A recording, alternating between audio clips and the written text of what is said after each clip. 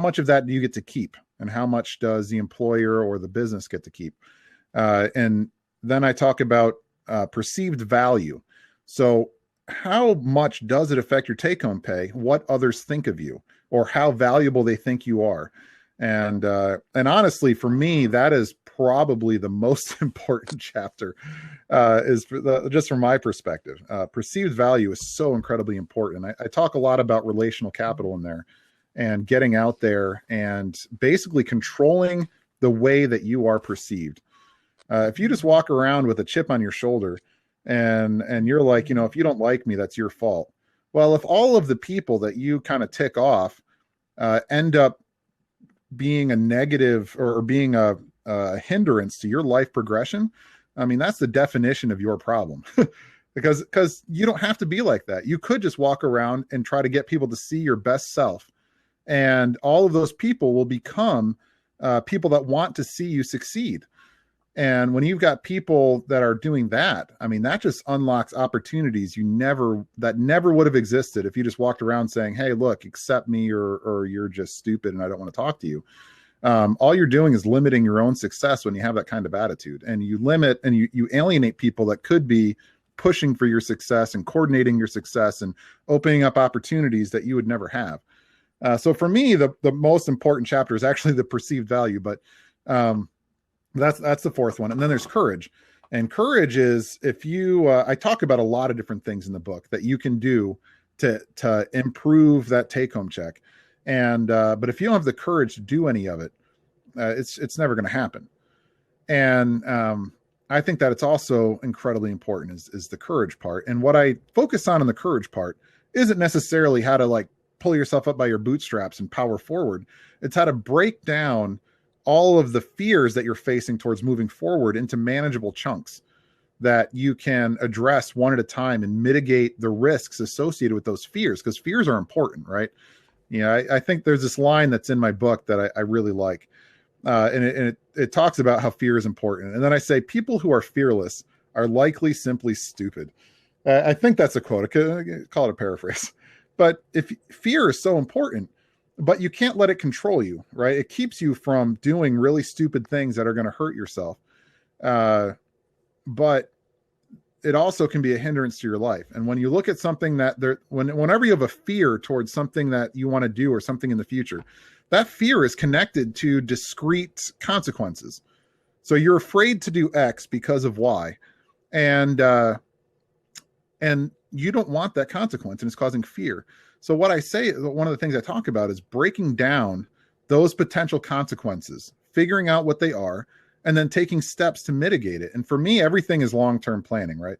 So when you read through my book, it's not like if you do X, Y, and Z, you're going to be rich tomorrow. When you read through the book and you see all these different factors, from skills to how it fits into a job, to the profit share, to building the way that you're perceived, all of these things are, where was I going with that? I was going somewhere. Well, I got lost in thought. Where was I going with that? I'm so honored that you actually put my review on the back of the book, and I appreciate that. But now the way we met is through the Vetrepreneur Tribe, and I've seen you over. Yeah. I've been there, I guess, since day one. You're always providing value. And it's great when you see a person that's not always pitching, but you're providing value. So tell us some of the people that you've connected with in the Vet Tribe that actually help. Because, like Lane and Steven always talk about, it's all about relationships. So who are some of the relationships that you've built up in the tribe?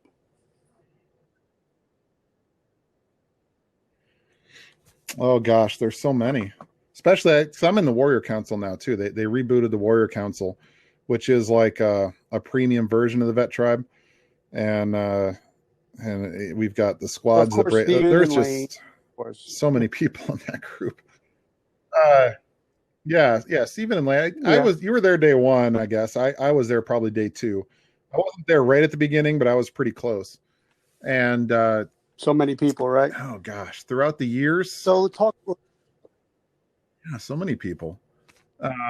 Andy Oh, Nelson, he's I've watched great. a lot of his stuff. He's like the IP lawyer. I got He's to give him amazing. a shout out. He's also in my Warrior Council squad. Yeah, like he's been giving us law advice for free, Yeah. free law advice in the Warrior Council for years. I mean, years. Um, Stephen and Lane. I think that they're doing a really good job.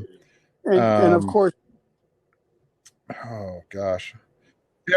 One of the things is I got COVID yep, last month, and like even with that last thing when my thought trailed off, it's a yep. ongoing thing. There's a lot of long hauler symptoms, and it's like your Well, it's brain going to take just like it knows that's there, but it's just a trying to little find while it. to get So it's back one of to those square things I'm one. working through. So But my two questions are: where can people get the yeah, book, and how can people find you if they have any questions on franchising?